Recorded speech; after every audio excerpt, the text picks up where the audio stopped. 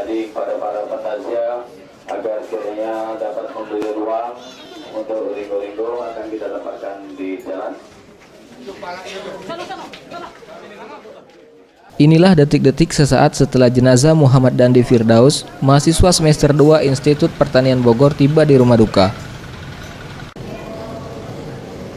Jenazah almarhum dibawa ke rumah duka di Kelurahan RDP JKA Kota Lahat.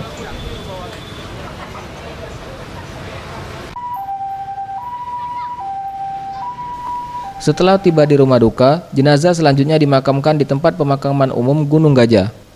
Sebelumnya 2 orang mahasiswa IPB meninggal dunia setelah terseret arus Sungai Cikidang, Kabupaten Bogor, saat mengikuti kegiatan sebuah organisasi di kampus mereka.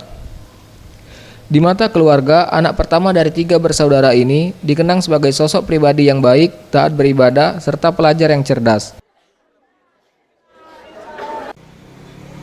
Kalau almarhum ini terus terangnya dek, memang orang yang paling baik menurut kami. Sebab itu keponakan kan saya tahu persis dia orangnya rajin sholat, baik, dan juga toleransi terutama dengan teman-teman sangat tinggi. Kalau hubungannya sangat baik, ya, terutama ya dengan teman-temannya banyak. Zulfikri, Sriwijaya TV.